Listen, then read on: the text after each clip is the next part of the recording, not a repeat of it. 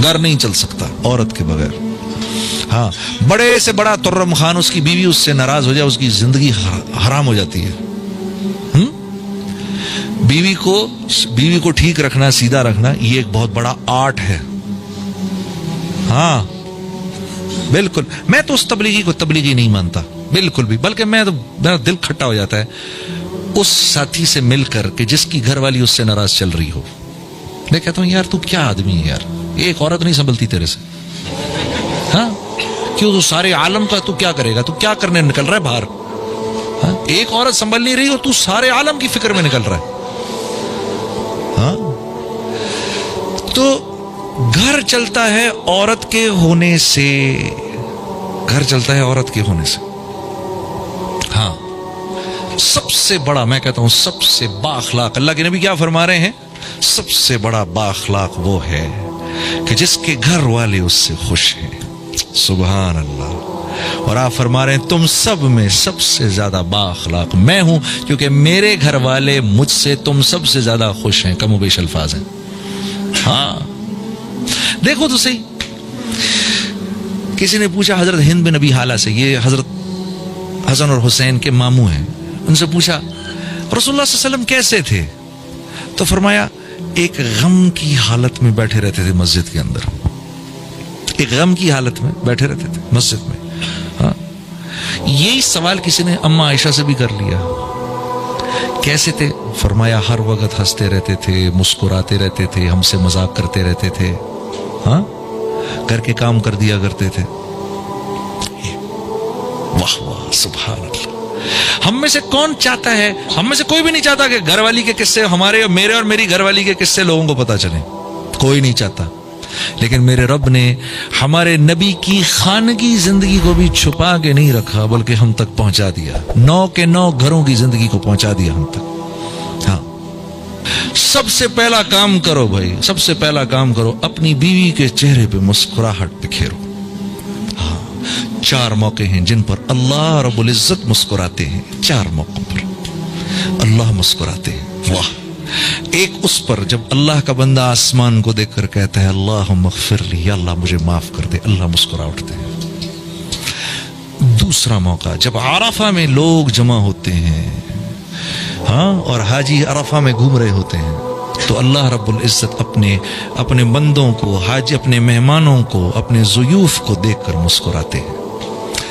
तीसरी मर्तबा कब मुस्कुराते हैं? जब मियाँ बीवी एक दूसरे को देख के मुस्कुराते हैं, अल्लाह मुस्कुरा उठते हैं। हाँ, चौथी मर्तबा जब बीवी शौहर के चेहरे पर छींटा मारे और शौहर बीवी के चेहरे पर छींटा मारकर उसको तहज्जुद के लिए उठाए, बोतल नहीं उंडेलनी, हाँ, छींटा मारना है, हाँ, छींटा मार के उठाए, इस पर अल्लाह मुस्कुरा उठते हैं। हाँ, 4 बातें। सबसे कीमती रिश्ता इस मुआशरे का मियां बीवी की जिंदगी। आज इस मुल्क में अनएम्प्लॉयमेंट का नारा क्यों नहीं लगता? एक वजह है बस, बहुत बड़ी वजह, और वो है द इंस्टीट्यूशन ऑफ मैरिज। इस वजह से इस मुल्क में अनएम्प्लॉयमेंट का नारा नहीं लगता। उस मुल्क में हर वक्त रोते रहते हैं रिस्क की तंगी। अश्शैतानु यइदुकुमुल फ़क्र, शैतान का सबसे बड़ा हथियार क्या है? तू खाएगा कहां से? सबसे बड़ा हथियार यइदुकुमुल फ़क्र। और जब वो इंसान को फक्र के खौफ में मुब्तला कर देता है, तो उसके बाद शैतान के लिए इंसान से हर किस्म की बेहयाई करवाना आसान हो जाता है। कुरान कह रहा है। तो वहां क्या है? सबसे पहले उनको, बच्चों को घर से बाहर निकाल देते हैं। मियां बीवी का ताल्लुक इस बुनियाद पे है कि तू भी काम कर रही है, मैं भी काम कर रहा हूं, इस बुनियाद पर। तब हम बिल्स पे करेंगे।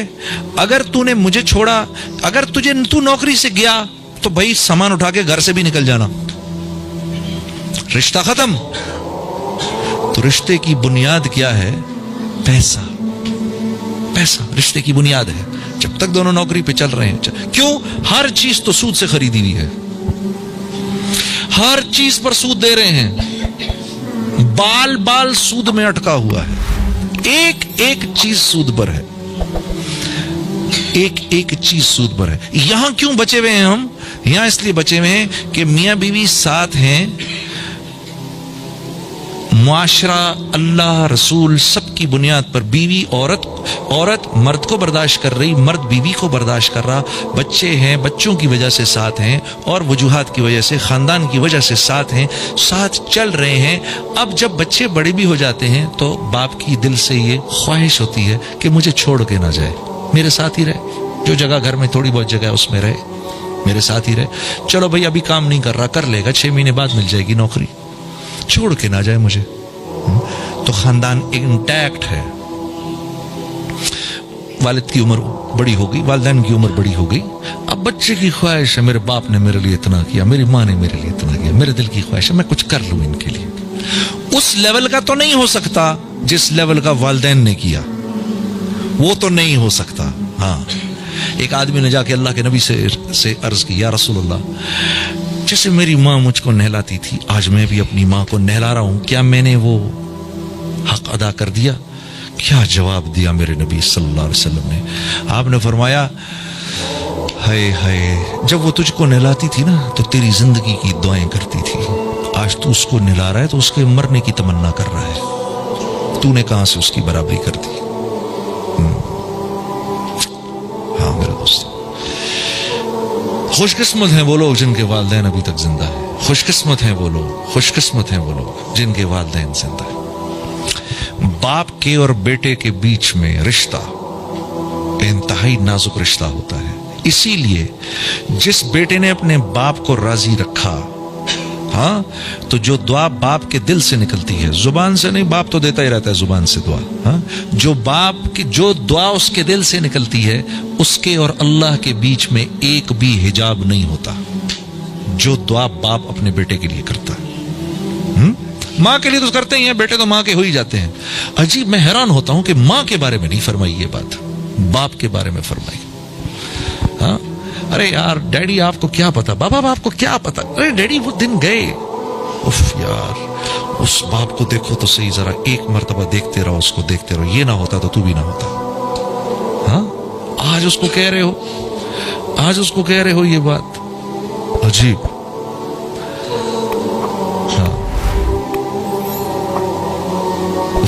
अल्लाह इस बोल से हिफाजत फरमाए। हाँ मेरे दोस्तों, कोई बोल ऐसा बाप को ना बोलना, कोई बोल ऐसा माँ को ना बोलना। माँ तो चलो फिर दोस्ती हो जाती है, हाँ, बाप के सामने नहीं बोलना।